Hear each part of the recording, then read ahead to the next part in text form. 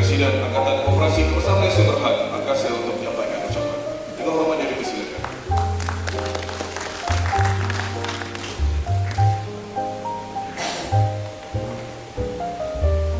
Assalamualaikum warahmatullahi taala wabarakatuh.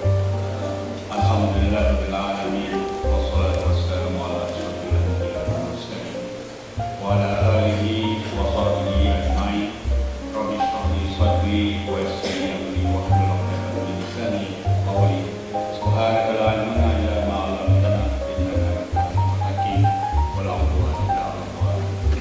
Terima kasih saudara pengurusi majelis yang berhormat Datuk Haji Yaakob Muhammad Amin, pengurusi dan kuasa negeri Al-Akhwal Agama Islam Negeri Melaka, mewakili yang berhormat Ketua Muslim Melaka, yang berhormat Datuk Haji Abdul Ghaffar dan Jawatan Kuasa Negeri Pentaslian Layanan Pembangunan Usahawan dan Koperasi Negeri Melaka, yang berbahagia Tuan Haji Muhammad Zin Mansur, Pengarah Jabatan Agama Islam Negeri Melaka, yang berbahagia Haji Azam Sulaiman, Pengarah Suruhanjaya Koperasi Malaysia Melaka, Sohib Samaha Datuk Wira Rashid Masalah Mufti Negeri Melaka, yang berbahagia Datuk Berpatah Allah Timbalan Presiden Angkasa Haji Amin Daduddin dan Presiden Angkasa, yang berbahagia Tuan Haji Muslim Muhammad Syah, pengurusi Hubungan Angkasa Negeri Melaka, yang berbahagia Tuan Haji Nasir Han Yahya, CEO Angkasa, Datuk-datuk, tuan-tuan dan puan-puan, dan juga yang berbahagia Ustaz Abdullah Imam Tua, yang saya doa kita tadi, tuan-tuan dan puan-puan yang berhormat sekalian. Alhamdulillah, mari kita memanjatkan kesyukuran kepada Allah Subhanahu wa taala dengan limpah kurnianya pada pagi ini dapat mengadakan seminar ke arah perubahan koperasi syariah masjid. Terlebih dahulu saya mengucapkan terima kasih kepada yang berhormat Datuk Haji Yaakob Muhammad Amin sanggup datang bersama kita untuk meresmikan majlis seminar yang kita adakan pada hari ini.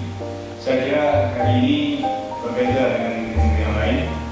Kita kumpulkan semua mereka yang mempunyai kedudukan dalam usaha bantuan koperasi masjid ini.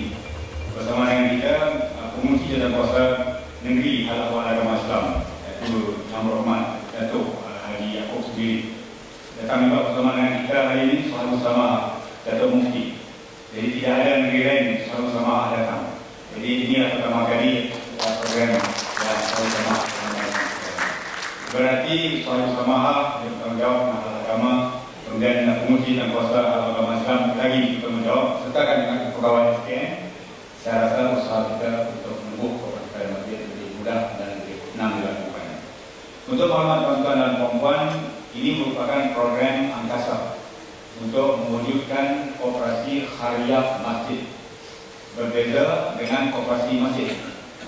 Bila dikatakan koperasi khariah, ia merangkumi ahli-ahli khariah. Kalau koperasi masjid hanya jawatan kuasa masjid atau pegawai masjid. Sudah ada koperasi masjid di Selangor, di wilayah dan juga di Melaka dan juga di Terengganu. Jumlahnya kecil, juga dalam 30 buah koperasi masjid. Hari ini kita minta koperasi itu membesarkan keahliannya kepada masjid kepada ahli khariah. Mengapa ahli khariah yang kita fokuskan? Sebab kita melihat bahawa kedudukan negara kita dari segi ekonominya, kalau kita dapat mengembalikan semua tenaga, khususnya orang Islam. Kalau kita kaya masjid itu pastinya ada persen Islam. Sudah pasti kita boleh menggerakkan satu pergerakan ekonomi yang begitu baik. Masjid tidak seharusnya dijadikan sebagai pusat ibadah saja, seperti mana yang hari ini kita lihat. Walaupun sudah ada setengah masjid telah mengurat langkah mengadakan program-program pendidikan, itu sudah ada. Program ekonomi agaknya terlalu kurang. Saya dapat melihat di Sabah, Masjid Bandaraya Sabah, Kota Kinabalu. Satu masjid yang saya tak pernah lihat dalam pandangan saya, yang adanya segala aktiviti. Dia punya aktiviti perniagaan dia sampai 25,000 sebulan income. gaji dan keperluan pejabat 27.000, katanya 2.000 saja di short. Jadi kalau kalian masjid itu adalah karung dan boleh menjadi contoh kepada semua masjid yang lain. Dan kali ini cara perubahan koperasi masjid telah pun dilakukan. Berarti akan datang aktiviti perniagaan tersebut ditukarkan kepada aktiviti koperasi. Apa makna itu koperasi? Jadi koperasi berbeza dengan syarikat. Kalau syarikat dikuasai oleh orang tertentu. Kalau di dua orang itulah yang menguasai syarikat. Dan dia mengikut share. Kalau orang yang banyak share dalam syarikat itu, dia menguasai syarikat berkenaan. Sedangkan koperasi semua mempunyai share dan semua mempunyai hak yang sama datang. Dan program kita yang kita lakukan atas nama koperasi adalah program yang diperlukan oleh ahli-ahli koperasi. Jadi dengan kata lain, tidak akan melakukan satu perniagaan yang luar keperluan dan kemampuan dan kehendak ahli-ahli koperasi tersebut. Jadi oleh itu, marilah kita tubuh koperasi dengan slogan kata bekerja bersama-sama untuk kepentingan bersama. Yang kata lain pernah dijadikan slogan daripada kita kepada kita untuk kita. Ini satu slogan daripada koperasi belakang, koperasi sekolah teknik. Saya lihat itu slogan daripada kita kepada kita untuk kita. Maknanya kita sendiri sebagai owner, kita sendiri sebagai pengguna, kita sendiri sebagai shareholder. Jadi ini tujuan yang ingin menumbuhkan koperasi masjid. Jadi oleh tuan-tuan dan puan-puan, marilah kita dengar penjelasan apa usaha-usaha ini yang diangkat oleh Angkasa selama ini untuk penumbuhan koperasi tersebut. Jadi kita lihat di selama ini kita telah pergi ke hampir 6 buah negeri. Kita pergi Sabah, Sarawak 2 kali, Melaka di negeri Perak 4 kali. Sebab 4 tahun Melaka nampaknya cukup dengan Melaka. Kemudian Selangor, Terengganu. Jadi semuanya telah pun diberi penjelasan dalam usaha untuk penubuhan. Dalam program ini kita bersama dengan SKM. SKM berperanan untuk mendaftarkan koperasi. Peranan itu peranan SKM, menggerakkan koperasi peranan Angkasa. Jadi kita sudah ada sharing dari segi aktivitas, matlamatnya mewujudkan koperasi. Jadi kalau tak didaftar oleh SKM tak akan jadi koperasi.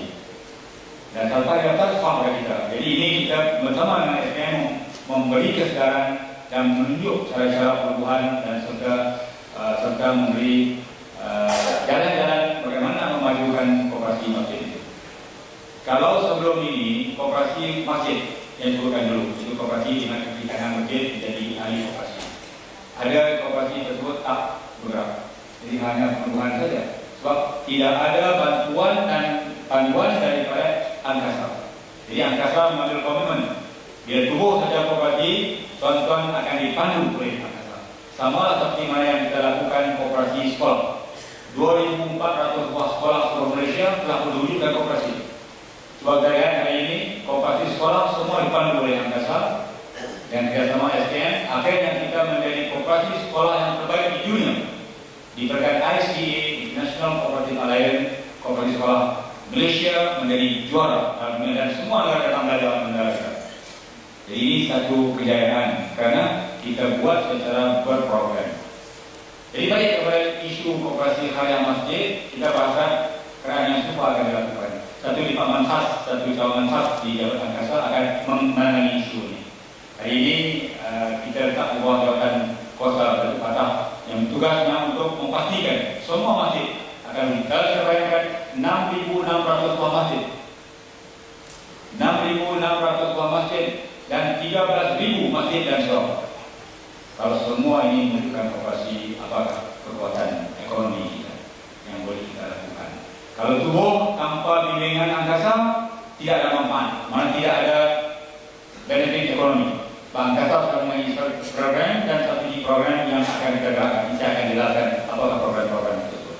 Balik kepada sejarah Islam, kalau kita baca sejarah Islam, Datuk Mufti boleh sahkan apabila hijrah Rasulullah SAW, faktor pendorongan hijrah itu tidak hanya agama. Rasulullah bercita-cita nak pergi merantau ke Taif dan bagian yang lain. tapi tidak. Pilihannya adalah di Madinah. Mengapa? Sebab orang Madinah merasakan perlu orang Mekah. Dari segi ekonomi orang Madinah diancam oleh orang Yahudi. Sehingga kan mereka mengatakan untuk memecahkan pemberontakan Yahudi tidak lain melainkan orang Mekah datang. Sebab orang Mekah kenal dengan kehandalan mereka. Kalau ini kira-kira Cina orang pandai mereka. Jadi terlalu handal orang Mekah sehingga kan beberapa jutawan dilahirkan. Abdurrahman bin Auf, Utsman bin Affan, Rasulullah SAW sendiri akan jadi jutawan sekiranya Rasulullah tidak berhenti dari perniagaan. Tapi risalah lebih utama Rasulullah tinggalkan perniagaan tujuan kepada Islam. Jadi oleh itu datang rombongan sebelum hijrah bertemu dengan Rasulullah menyatakan menjemput Rasulullah untuk berhijrah di samping masjid agama Masjid Jabal. Sesampainya Rasulullah ke Madinah, proyek yang pertama dilakukan oleh Rasulullah adalah mendirikan masjid yang dikenali sebagai Masjid Quba. Jadi kita pergi Mekah, sunat 2 rakaat bayang Quba. Itulah masjid pertama di mana masjid itu dijadikan sebagai foundation, sebagai asas pergerakan untuk menggerakkan kerajaan Madinah pada masa itu. Itu bermula berarti masjid institusi yang merangkumi semua aktiviti kenegaraan, politik, agama, dan juga ibadah dan juga negara. Jadi kita nak balik sekarang itu. Selepas itu Rasulullah telah mengusahakan program yang pertama serta bina masjid mempersaudarakan di antara orang Ansar dengan orang Muhajirin. Terkenal dalam sejarah namanya persaudaraan itu Al-Mu'akhah, sistem Mu'akhah, brotherhood yang tidak pernah digambarkan dalam sejarah. Begitu hebat persaudaraan. Sehingga mereka yang lebih sanggup beli segala-galanya.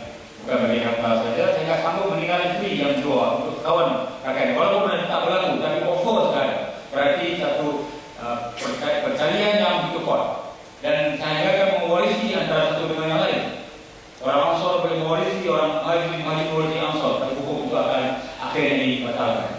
Menunjukkan kuatnya persaudaraan ini. Jadi, dan selepas itu Rasulullah membangunkan satu pasar. Ini yang dipanggilkan pasar baru. Satu rantaian perniagaan baru, satu connection perniagaan baru. Bagi nak memecahkan pemberontakan orang Yahudi yang sebelum ini dikenal sebagai Suqul Yahud, pasar Yahudi. Bukakan satu pasar baru, nama Suqul Madinah, pasar Madinah. Ini yang kita berhadapan sekarang. Realiti kita hari ini, kita telah dicengkam oleh pasar rantaian perniagaan yang telah mengkontrol negara kita. Tuan-tuan mau tidak mau, itulah realitinya. Semua perniagaan telah dikuasai oleh kartel. Tuan-tuan tak boleh masuk perniagaan itu, perniagaan tetap pecah saja. Kita berusaha koperasi sebagai sektor yang ketiga yang pernah menunjukkan kejayaan yang cemerlang di negara barat, pernah menunjukkan cemerlang di negara Jepun dan Korea, dan ditakuti dan dikagumi oleh semua orang, dan mencatatkan kejayaan yang tinggi, boleh memberi kejayaan di negara. Orang negara kasar lebih 10% ke atas setiap tahun daripada pemerintah negara yang lebih 5%. Kita bahasa untuk memperkukuhkan sektor ini.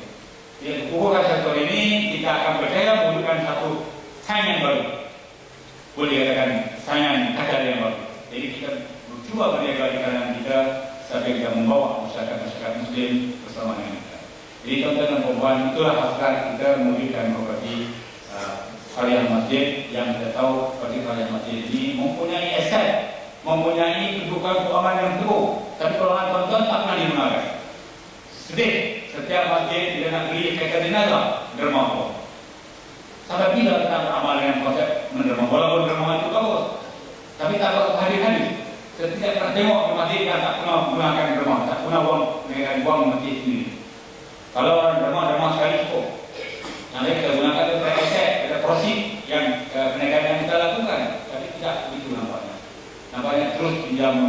Bank tuan-tuan tak membantu tuan-tuan. Tidak ada bank yang boleh misalnya memberi pembiayaan kepada tuan-tuan tersebut. Ada tak tuan-tuan dapat bank? Ikhlas, cakap sebenarnya. Kalau ada cakapnya, mesti ada soal yang lain. Ada tak masjid tuan-tuan dibiayai oleh bank?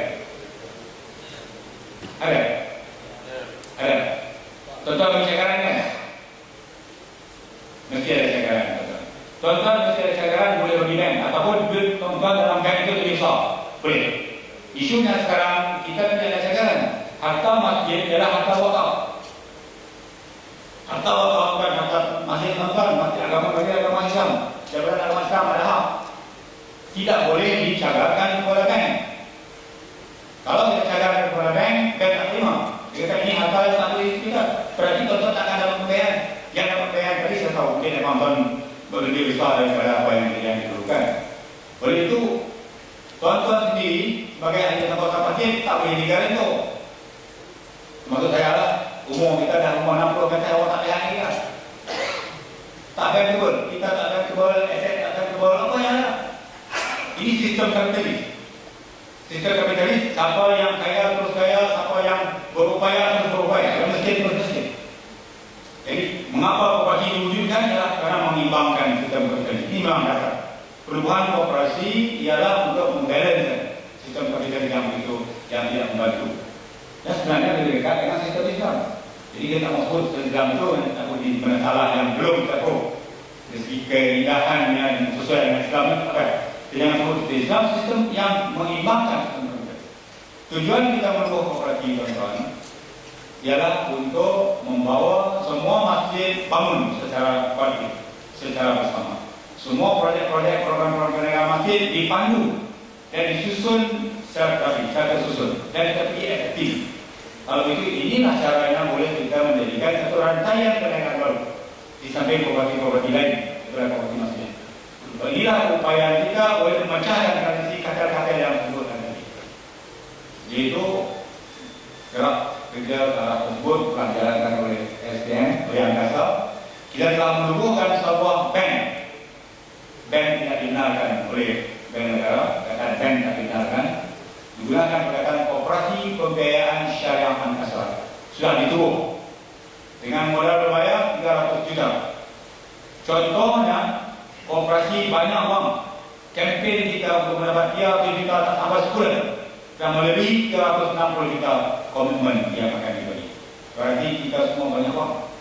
Koperasi luar, belum cakap masjid lagi. Masjid lagi banyak uang. Tadi Datuk beritahu saya tadi, di masjid ada sampai 50,000, sampai 20,000, 30,000, dia tak guna. Tuan-tuan letak pada bank tak bagi apa tuan-tuan. Sekarang kita nak ajak tuan-tuan, marilah kita bersama buat payung koperasi. Jadilah ahli koperasi pembayaran syariah Angkasa, Kopsya, masuk wang kutipan Jumaat tuan-tuan. Banyak tuan-tuan. Aset kutipan masjid 1 minggu 2,000, 3,000.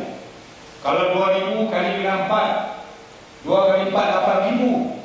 Ada yang 5,000. Dibagi saya itu 3,000 dan 4,000.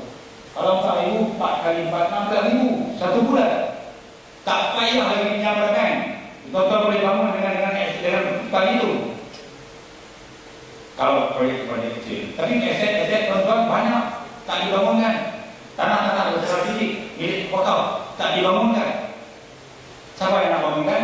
Koperasi boleh bangunkan dengan syarat mendapat izin daripada Majlis Agama Islam sebagai pemegang hak kepada wakaf tersebut. Jadi itu, dalam kuasa koperasi masjid kita ada kombinasi yang cukup. Kombinasi daripada Majlis Agama Islam, Pejabat Agama Islam, kombinasi daripada dalam kuasa masjid dan juga ahli-ahli.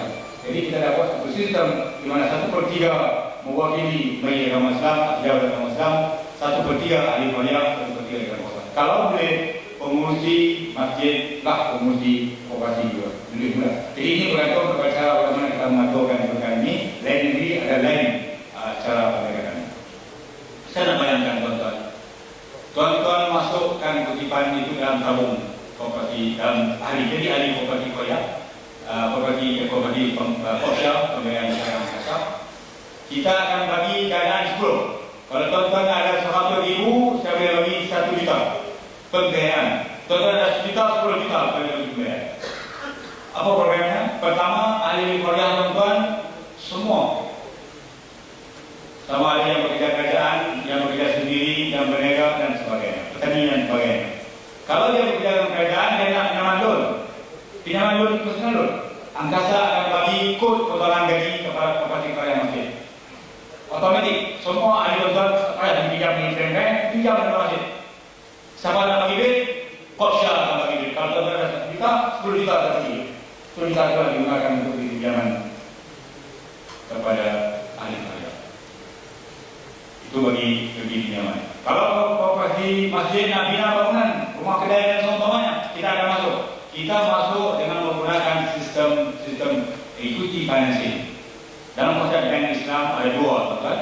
Ada dua bahagian yang dibuat. Equity financing, pembayaran equity, pembayaran aset. masuk secara membiayai aset, bangun aset itu pembayaran. Maknanya kita bukan memberi hutang. Yang kedua, debt financing, pembayaran hutang. Yang berlaku sekarang dalam bank kita menggunakan debt financing. BBA, Bank Islam AIB. Beli barang, jual dengan harga yang berbeda. Darab dengan beberapa tahun. Kalau 30 tahun, sama dengan 30 tahun. Berarti akhirnya tuan-tuan bayar sebuah rumah, kalau beli 3 buah rumah. Itu boleh beli 3 rumah. Sebab dia ambil kira untung 30 tahun. Ini walaupun di Islam sah. Syaraknya sah. Tetapi menderita, menekan. Maksud orang mengatakan tidak ada beza syariah dengan bukan Islam, bukan syariah. Dengan Islam yang mereka sama. Sebab dia menggunakan sistem yang memang hasilnya hampir sama. Sebab yang ini Islami yang angkat dengan sistem yang betul. Kemudian kalau menggunakan at-tawarruk, sistem at-tawarruk itu sama, cuma beza. Kalau alanina 2 kali, jual balik, beli balik, jual balik. Kalau at-tawarruk ada 3 kali, itu saja beza. Jadi ini semua sistem berasaskan kepada debt financing, pembayaran hutang. Bila debt pembayaran hutang, tuan-tuan menjadi seorang yang berhutang. Psikologinya tuan-tuan. Tapi bila digunakan ikuti financing, tuan-tuan bukan sebagai hutang, tuan-tuan sebagai investor. Bersama dengan Koksha, bergabung untuk membuat satu proyek. Jadi tuan-tuan ada aset, tuan-tuan ada 10% aset, Koksha bagi 90%. Dan bersama hubungkan satu entiti dan teruskan. Jadi aset tuan-tuan akan dinilai. Berapakah kos aset itu dan berapa kos bangunan bersuhan, Koksha akan masuk. Kalau tuan-tuan sudah ada 1 juta, dan lagi 3 juta untuk pembangunan, 3 juta akan dikeluarkan oleh Koksha dan bangun bersama. Angkasa ada satu tim pengurusan perniagaan pembangunan, yaitu syarikat pembinaan. Yang membina sendiri dengan bersama dengan kuasa dan dengan ahli koperasi, bersama dengan Koksha, bersama dengan Angkasa akan fikir membangunkan. Jadi kita ada subsidiary di luar Angkasa akan membangunkan. Apabila kita bangunkan harta orang Islam, tuan-tuan, kalau 5 proyek di belakang, kita tak akan gantung kepada hak orang lain lagi untuk mendapat hardware. Kita sendiri akan jadi hardware. Dengan cara yang kita pecah kartel. Kartel hardware yang menjadikan rumah kita tinggi, karena harga barang tinggi, kita pecahkan kalau kita ada proyek tinggi. Sebab itu kita boleh salurkan kepada orang lain untuk beli hardware. Kita sebagai agent, sebagai pemukal hardware. Jadi mana kita selesaikan tempat. Hal perumahan kita selesaikan melalui membeli cara sharing pembinaan menggunakan sistem musyarakah atau sistem mubarak. Di masyarakat itu tuan-tuan ada tanah, Koksha ada wang, bangun bersama. Ini termasuk rantaian perniagaan berikut, yaitu membeli hardware secara berian terus tanpa melindungi orang. Selesai. Kemudian beri pinjaman kepada tuan-tuan. Tuan-tuan menggunakan konsep pinjaman MM, musyarakah mutanaqisah. Musyarakah mutanaqisah ini bukan macam BBA. Tuan-tuan ada 10%, Koksha 90%, rumah harga 200,000, 10% 20,000. Jadi beli dalam rumah Angkasa, Koksha bagi fakir 20, beli sebuah rumah itu rumah bersama. Bila rumah itu rumah bersama, kita boleh sewa pada sistem apapun. Income bagi-bagi 20%. Sekarang kalau sewa pada orang lain, tuan-tuan yang nak rumah tersebut, tuan-tuan sewa. Bila tuan-tuan sewa sebulan, tuan-tuan bayar 1,000, daripada 1,000 itu akan dibagi-bagi 10% tuan-tuan dan 90% yang diberikan. Tuan-tuan nak beli rumah itu, tuan-tuan jangan ambil, beli terus share bank. Berarti tuan-tuan beli share bank every month. Every month tuan-tuan beli share bank. Tuan-tuan punya share akan meningkat, bank punya share akan turun. Melalui proses ini, kajian kita, harga rumah 200,000, sebulan 900, dia bayar sama. Dia boleh selesai lebih awal daripada yang biasa BBA yang hampir 30 tahun, yang hampir 20 tahun. 8 tahun, 9 tahun akan stay. Berarti tuan-tuan dapat saving. Kalau sebulan tuan-tuan bayar 900 kali dengan 12 kali dengan 9 tahun. Bermakna adalah harapan tuan-tuan dapat 2 rumah sebelum meninggal. Hari ini tak ada. Hari ini rumah makin tinggi. Tarikh pinjaman ada tahunan makin ditingkatkan. Saya dah tulis sebuah buku. Sebelum itu saya tulis sebuah buku, dua buku hal rumah. Pertama saya tulis buku bagaimana dulu pada tahun 1980. Saya tulis buku bagaimana nak membuat masa itu bagaimana disediakan rumah dari masyarakat Islam. Sebab masa itu belum ada negara Islam. Jadi kita di tidak ada tulis ya. Misalkan di kawan pakai tulis saya tak jadi, kita bisa pakai. Kita ada 30 orang, kami pakai 2 orang. Akhirnya kami beli rumah, semua 30 orang kami beli rumah tanpa loan. Tanpa loan. Rumah saya sendiri tanpa loan, saya tulis sebuah buku. Hasil daripada itu sebuah buku.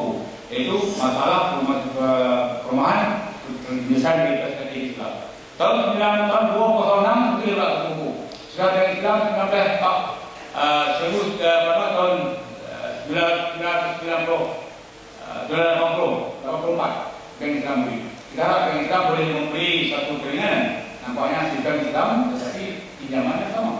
Akhirnya 2006 sebuah buku namanya Bagaimanakah Mengurangkan Beban Hutang Rumah Anda. Jadi beban itu ini.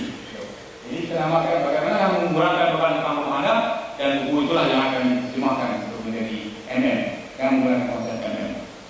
Jadi sekarang kalau kita bilang MM, kita akan dapat mengurangkan tempo pembayaran. Dulu 30 tahun pinjaman perumahan, naik 40 tahun, dalam buku saya katakan 60 tahun, dah laku sekarang. CMB bagi 60 tahun, Jepun dah tahu 60 tahun, Hong Kong dah buat 60 tahun, Malaysia pun nak segi 60 tahun. Siapa nak bayar? Cucu kita bayar. Sebab sistem tidak membantu. Sistem harus ada yang boleh membantu. Apa ruginya kalau menggunakan debt nanti dengan equivalency? Hampir sama, cuma secara di awal. Bank tak mau secara di awal, Pak Bank akan diuntung. Lagi lama lagi bagus. Ini cerita ciri ekonomi.